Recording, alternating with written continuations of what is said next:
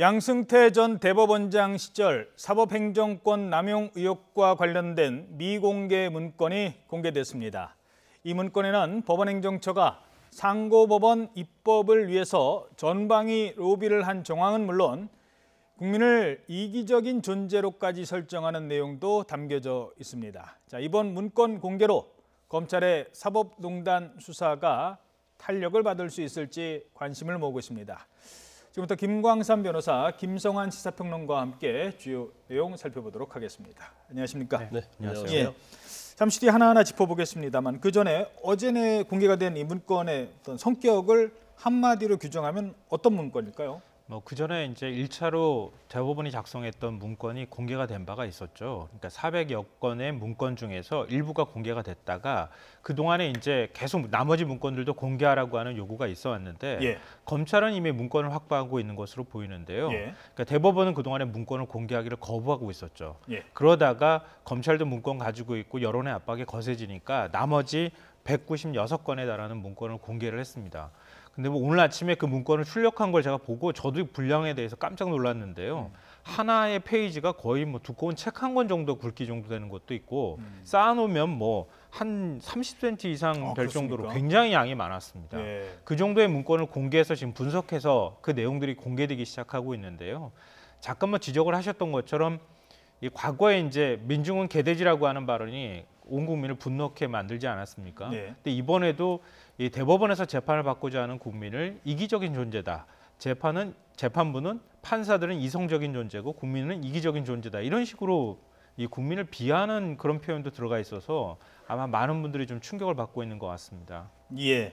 자, 하나하나 좀 짚어보도록 하죠. 구체적인 사례 일단 크게 어떤 점이 눈에 띄셨는지 저희들 그래픽도 준비되어 있습니다만 하나하나 좀 짚어보도록 하겠습니다.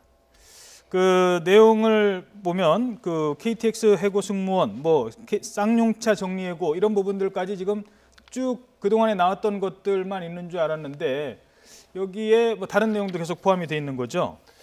일단 이 재판 거래와 관련된 의혹은 청와대를 설득하기 위한 문건 여기에서 발견된 거거든요. 그래서 그 재판이 한 20개 정도 됩니다. 그래서 이제 청와대에서 가장 관심 있는 것이 이제 노조와 관련된 부분. 전 박근혜 정부 때는 상당히 친노조가 아닌 반노조 성향이 있지 않습니까? 그래서 KTX 해고 승무원과 관련해서 그 당시 이제 묵시적 고용에 관한 문제가 굉장히 화두가 됐는데 결국 대법원에서는 코레일이 직접 고용한 걸 볼 수 없다. 묵시적 고용한 걸 볼 수 없다.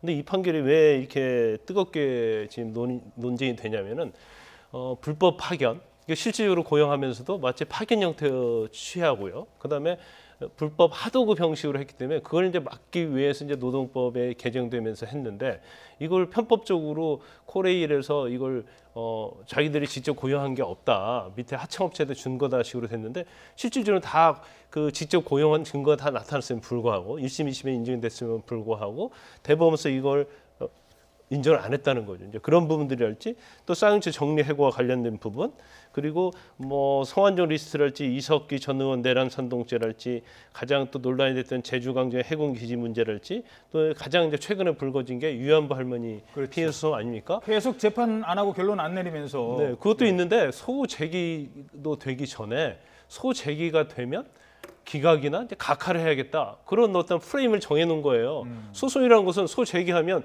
이게 법률 요건이 맞는지 입증 책임이 되는지 그러면 일본의 어떤 신일본 제철 국가 배상 책임이 있는지 또 일본의 배상 책임이 있는지 그걸 사실은 한국 판례랄지 외국 판례 같은 걸 다 검토를 해서 결론을 내려야 하는 거 아닙니까? 근데 아직 소송도 제기 안 됐는데 기각이나 각하 의결을 하고 또 그걸 기각이나 각하 또는 무효하기 위해서 국가 배상주의와 관련된 부분, 국가 면책주의 이런 이론을 이미 만들어 놓은 거죠. 그것은 상고법원 설치를 위해서 청와대에 관심 있는 사건에 대해서는 정부가 원하는 방향으로 판결을 하려는 그런 의도가 있다.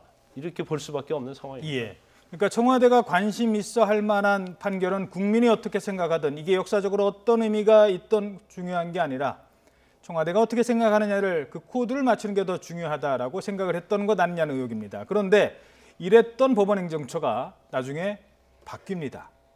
박근혜 전 대통령에 대한 이 여러 가지 문제점, 특히 국정농단이 나오니까 갑자기 태도를 바꿉니다. 이 부분이 눈에 띄는데요. 하야 가능성을 검토하는 문건이 나왔습니다. 발빠르게 움직였다고 해야 되나요? 사법부마저 이랬냐라는 느낌을 줄 수 없는 대목이 나옵니다. 보면 밑에 부분에 보시면 여론 변화에 따라 대통령 하야 불가피할 수도 있다. 아니 대통령 하야의 가능성을 왜 대법원이 생각합니까? 그러니까 이제 권력의 향배에 따라서 대법원이 어떤 스탠스를 취해야 하는가 이 부분까지 검토를 했다는 거예요. 아시다시피 사법부의 제 최정점에 있는 게 대법원 아니겠습니까? 예. 그 대법원이 왜 대통령의 하야 가능성을 검토를 하겠습니까? 그럼 그동안에 암묵적으로 청와대 눈치를 봐가면서 상고법원 설치 문제와 관련해서 사실 청와대 의중에 맞게 입맛에 맞게 뭔가를 하려고 노력했다는 걸 보여주는 일종의 반증이라고 할 수 있는 거죠. 예. 그 내용을 봐도 충격적인데요. 대북 문제나 경제 노동 문제에서는 보수적인 스탠스를 유지하고 뭐 표현의 자유 같은 정치적인 문제 이런 거는 진보적인 판단을 내놓아야 한다. 대법원이 이런 것들을 만들게 되면 그러니까 우리 이용원 대법관이 있을 때 법원 내의 어떤 그 보수와 그리고 또 법원 내의 어떤 그 상하 관계에 있어서 서로 간에 굉장히 엄격하게 상하 관계가 유지됐던 부분들 이런 것들을 좀 많이 혁파하기 위해 노력을 했거든요.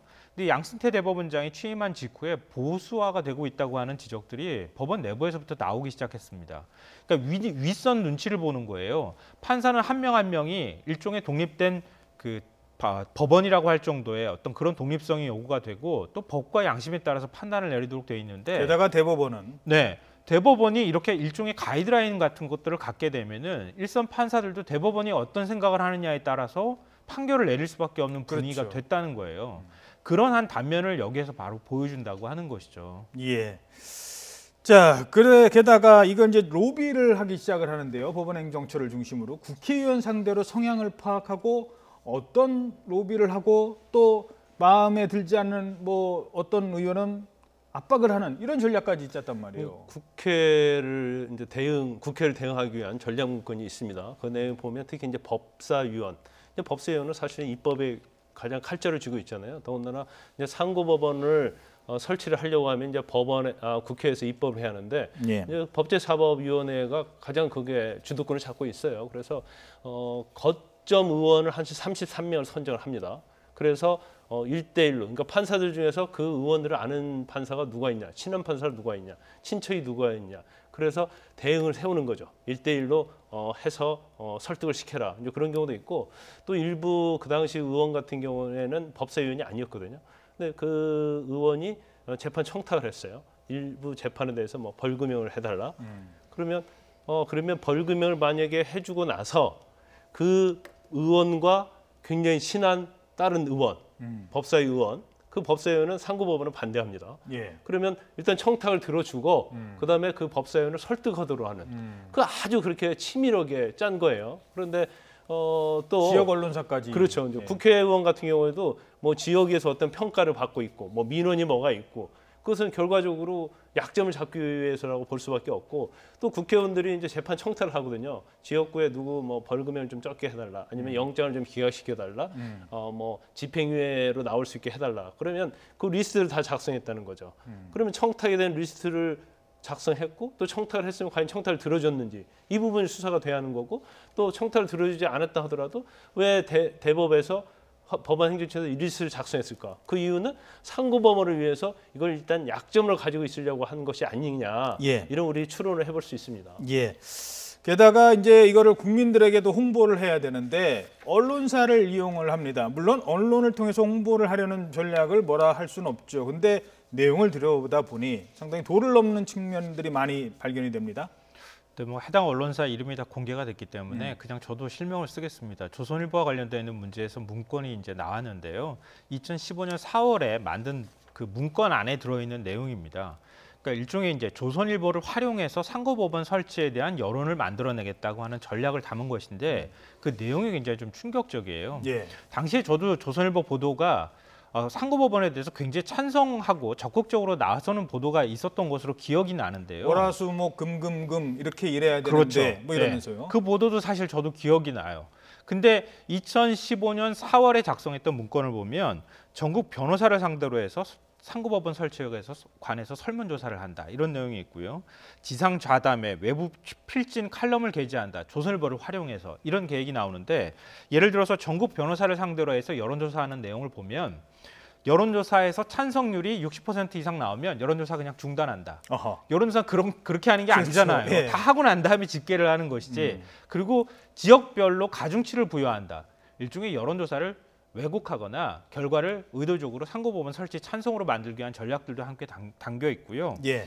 그리고 지상 좌담회나 외부 필진 칼럼을 싣는다 이런 내용이 나와 있는데 실제로 이 중에 얼마만큼 현실화가 되어 있느냐 이게 굉장히 중요한데요. 예. 당시 만든 문건을 보면은 우리는 그 대가로 한 10억 원 가량의 광고비를 집행한다 이렇게 되어 있는데 하하. 여론조사는 실제 실행이 되지 않은 것으로 보입니다. 지면에는 그게 안 나오지만 외부 필진이나 칼럼을 게재한 부분들은 그런 내용들이 많이 보인다는 겁니다. 그러니까 조선일보가 2015년 1월 무렵까지만 해도 상고법원 설치에 대해서 그렇게 적극적으로 찬성 입장을 지면에 싣지 않았는데 4월 이 문건이 만들어지고 난 다음에 이렇게 실행하겠다고 계획이 서고 칼럼들이 나오죠. 다음부터 칼럼들이 쏟아져 나오기 시작했는데 대부분 상고법원 설치에 찬성하는 칼럼이고 특히 일부 모 대학 총장이 쓴 칼럼은 법원 행정처가 작성한 내용하고 거의 똑같은 내용, 일종의 이제 그대로 베꼈다고 할 만큼 똑같은 내용이 실렸다는 겁니다. 이런 걸 보면 조선일보를 설득하거나 단순히 홍보하기 위해서 만든 그냥 계획만 적어놓은 문건이 아니라 실제 실행이 됐다고 하는 것까지 우리가 생각해 볼 수 있다는 것이죠. 예. 자, 게다가 그 뭐 언론에 홍보를 한다는 사법부가 국민을 그러면 어떻게 봤을까? 국민에 대한 시각이 나오는데요. 이렇게 평가를 합니다. 국민들은 이기적인 존재다. 행정처 문건에 아예 이렇게 적혀 있습니다. 이기적인 국민들 입장에서 상고법원이 생겼을 경우 어떠한 장점이 있는지를 접근해 줘야 된다라고 생각을 합니다.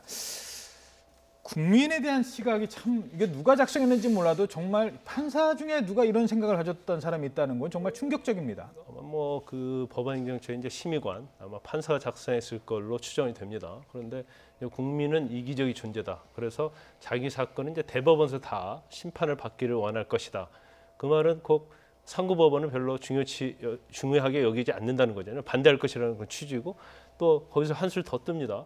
법조인들은 이성적인 존재이기 때문에 상고법원에 대해서 우호적이다. 이제 그런 취지의 문구를 작성한 거예요. 그래서 그런 법원이 국민을 위한 법원인데 국민을 바라보는 시각이 어땠는가를 전적으로 알려준다는 거 볼 수 있고요. 그래서 아마 그런 것 같아요. 그러니까 법조인을 통해서 홍보를 해야 하고 아까 언론 관련 얘기를 했잖아요. 예. 국민들은 알지 못하고 무조건 대법원에서 재판을 받으려고 하기 때문에 이걸 설득을 해야 한다. 그러기 위해서는 지상파 종편 할 것 없이 언론을 접촉을 해서 이 부분이 홍보될 수 있도록 해야 한다 하면서 실제로 다 접촉을 했었죠. 그리고 뭐 저도 패널입니다만은 패널의 리스트를 다 작성합니다. 그 성향을 분석하고 이 패널들을 통해서 방송에서 상고법원에 우호적으로 좀 언론을 환기시켜야 한다. 이제 그런 취지로 문건을 작성하죠. 그러니까 예, 종편에 주로 나오시는 분들을 공략해야 된다. 뭐 이런 얘기가 있어요. 저도 보니까 뭐 제 이름은 들어가 있는데 아마 시도는 하지 않았던 것 같아요. 다 드셨습니까?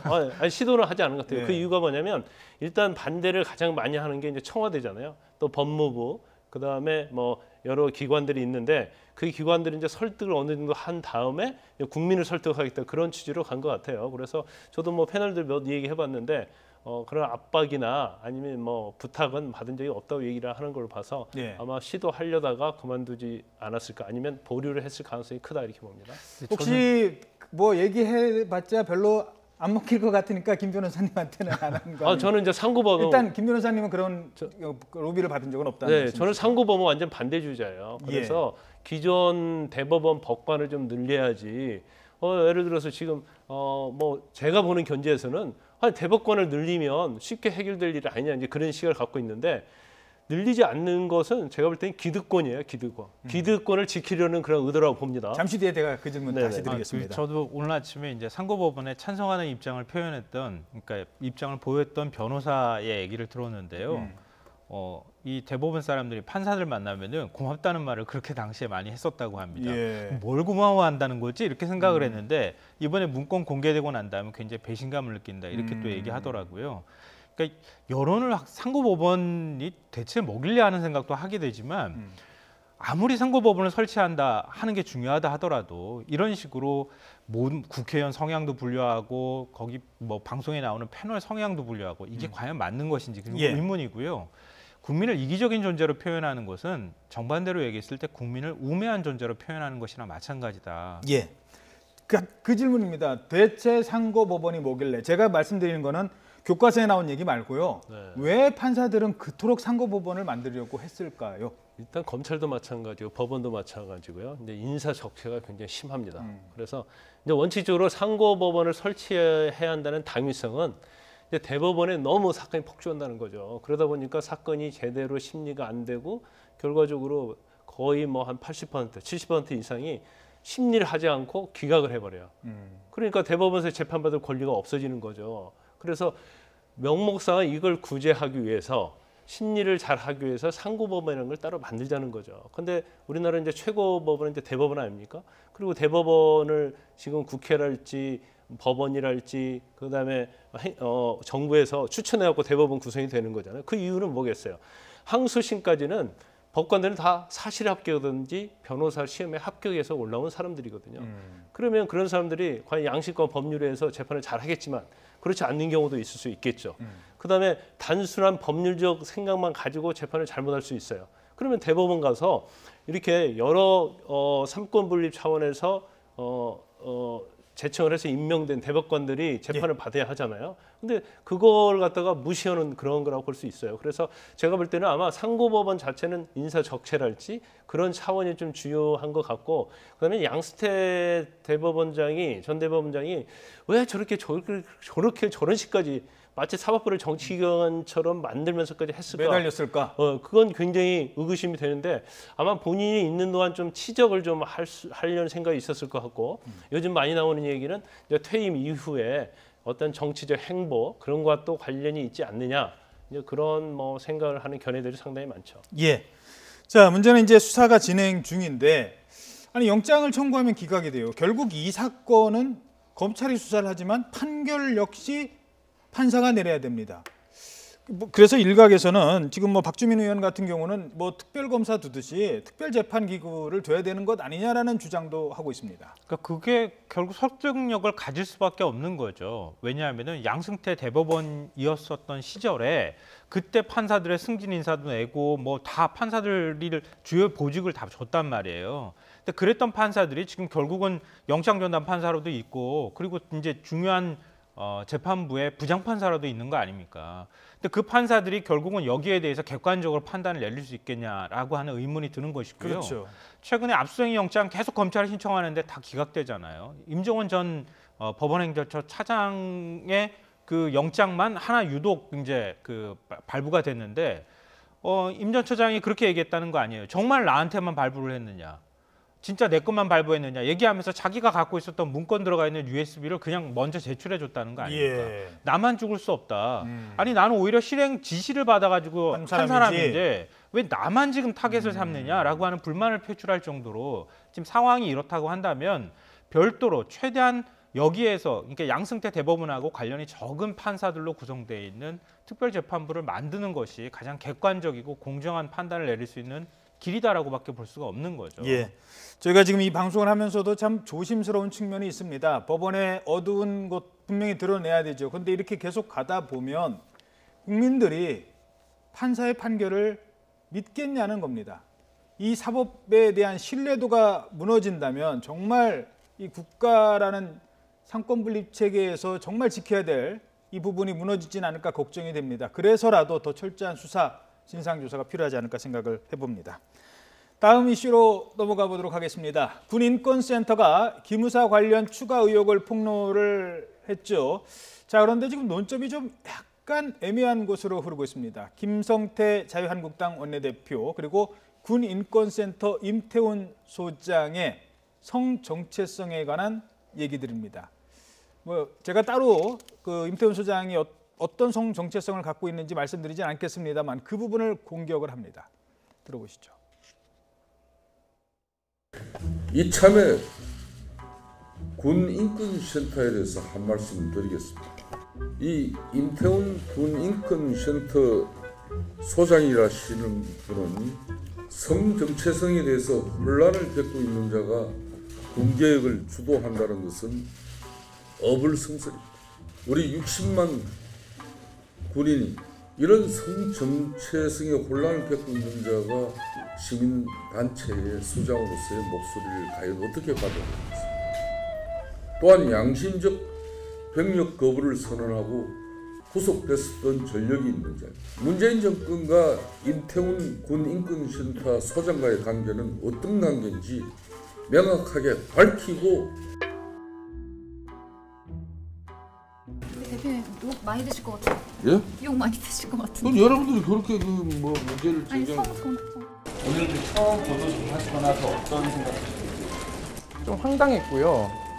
이것을 무슨 대응을 해야 될지도 저는 사실 난감했습니다. 왜냐하면 이게 공당의 대표의 입에서 나온 소리인지 아닌 시정 잡배가 하는 소리인지 저는 처음 듣고는 믿기지 않았습니다. 아, 이제 막장까지 가는구나라는 생각이 들었습니다. 과연 찌그러지고 있는 정당을 살리고 싶은 생각이 있으신지 아니면은 보수가 아니라 극으로 가겠다라는 커밍아웃인지 저는 잘 이해가 되지 않습니다. 기자가 이제 김성태 원내대표가 얘기를 하고 나가니까 아예 질문을 합니다. 이거 욕 많이 드실 것 같은데요 하니까 아유 뭐 그거 뭐 이렇게 얘기를 했는데 알고 있었을 거예요. 저런 얘기를 했을 때 본인이 어떤 욕을 먹을 거라는 것조차도 알고 있으면 정치인들이 뭐 그 정도 판단 못 합니까? 그럼에도 불구하고 왜 했을까요? 일종의 작심 발언이라고 볼 수가 있는데요. 제가 볼 때는 보수층을 겨냥하기 위한, 자극하기 위한 의도된 발언이라고 생각합니다. 저 발언을 하고 난 다음에 원내대책회의에서 발언하고 그 다음에 기자들과 오찬간담회가 있었는데 기자들이 지금 여기 사과할 생각 없느냐, 이거 여론이 막 부글부글 끓고 있다 이렇게 얘기했는데도 불구하고 그럴 생각이 전혀 없다고 얘기했거든요. 그러니까 이 얘기는 뭐냐면은 성소수자에 대한 거부감을 느끼는 보수층, 그리고 임태원 소장, 문재인 정부하고의 커넥션, 이걸 같이 연상작용을 일으키게 하고 논리적으로 연결시키면서 지금 기무사를 공격하는 것은, 국방개혁을 추진하고 있는 것은 일종의 성소수자, 동성애자의 국방개혁이다라고 하는 논점으로 이렇게 넘어가게 만드는 그런 전략적인 포석을 담고 있는 발언이다 이렇게 생각합니다. 일단 뭐 임태원 소장이 성 정체에서 혼란을 겪는 게 아니고 이미 2000년도에 이제 동성애자로 커밍아웃한 상태예요. 그리고 지금 시민단체 활동을 하고 있는 것이지 군 개혁을 주도하는 건 아니거든요. 예, 그리고 제보를 받은 내용을 그렇죠. 제보받은 내용을 이렇게 공개하는 것은 국민의 알 권리와 공공의 이익을 위해서 가능한 것이라고 봐요. 그런데 그 부분을 가지고 제가 볼 때는 그런 것 같아요. 성소수자랄지 뭐 동성애자랄지 이런 얘기를 하면 앞으로 어떤 임태원 소장이 활동하는 데 있어서 아니면 어떤 것을 폭로를 하게 되면 거기다 이제 신빙성을 좀 떨어뜨리려고 하는, 그러니까 그 소위 말하는 이제 물타기라는 이제 그런 의도를 좀 가지고 있지 않나 싶습니다. 근데 예. 제가 볼 때는 이러한 문건들이 사실은 그게 만들어진 것 자체가 지난 정권 때의 일이고 또 그게 존재하잖아요. 그러면 거기에 대해서 사실은 실체의 진실을 발견하는데 오히려 자유한국당도 협조를 하고 다시는 이러한 일이 일어나지 않도록 예. 하는 것이 정도인 것 같습니다. 지금 정치권에서는 이 문제에 그 제기한 배경을 놓고 논란이 많습니다. 그런데 저희들이 하나 좀 생각해 볼 거는요. 정치인들이 아무리 말을 하더라도 조심해야 될 말들이 있습니다. 장애인 관련된 얘기라든가 성소수자라든가 사회적 약자를 건드려서는 안 됩니다. 아무리 화가 나거나 정치적으로 이용해 먹으려고 하더라도. 일본에서도 지금 유사한 성소수자를 비하했다가 지금 논란이 되고 있죠. 네, 이달에 있었던 일입니다. 불과 뭐 한 며칠 안 됐던 얘기인데요. 스기타 미오라고 하는 자민당 여성 의원이에요. 여성 의원인데 성소수자들, 그러니까 성소수자 커플은 아이를 낳지 못한다, 이런 생산성 없는 그 사람들한테 세금을 지원하는 건 이건 일종의 낭비다, 이런 식의 발언을 했거든요. 허허. 이게 인권 문제가 엄청나게 쉽게 제기가 됐고 수천 명이 자민당 앞으로 몰려가서 이렇게 인권 문제에 대해서 몰지식한 의원은 그냥 국회의원 자격을 박탈해야 된다, 이런 식의 주장을 했습니다. 그러니까 지금 김성태 원내대표의 발언이 정치적으로 계산된 발언이든 아니든 간에 만약에 이런 그 당의 주요 보직을 갖고 있는 이런 분이 공개석상에서 성 정체성에 관한 문제를 꺼냈다 그러면 외국에서는요, 이건 경악할 일입니다. 그러니까 성소수자에 대한 관점이나 인식은 다 다를 수 있어요. 그렇지만 그 내용을 공개적인 자리에서 누구를 겨냥하기 위해, 공격하기 위해서 정치적으로 이용한다 그러는 거는 이거는 그 사람의 인권을 짓밟는 행위이기도 합니다. 이 있을 수가 없는 일이거든요. 그리고 뭐 TV에 나오는데 화장했다? 저희도 지금 화장하고 있잖아요. 예. 그리고 뭐 군대 안 다녀온 사람, 병역 거부한 사람, 그러니까 양심적 병역 거부한 사람은 이런 말 국방개혁을 얘기할 자격이 없다고 얘기하는데 아니 여성 대통령도 배출한 나라에서 저런 말이 됩니까? 자유한국당 의원 군대 안 갔다 온 의원 많은데 국방개혁에 대해서 그러면 말할 수 있는 의원이 몇 명 되겠습니까? 그러니까 논리적으로 맞더라도 좀 제대로 이 사례를 들어서 짚어야지. 그렇지 않으면 오히려 역풍이 불 가능성이 있을 수밖에 없는 거죠. 예, 늘 뭔가를 강조하기 위해서 그 예를 든다든가 제기하는 문제가 상대방의 뭐 이거 약점이라고 표현하기도 좀 어려운 겁니다만 어쨌든 상대방의 아픈 부분을 건드려서는 안 되는 것 같습니다. 그게 누가 되든. 네, 지금까지 김광삼 변호사, 김성환 시사평론가였습니다. 두 분 고맙습니다.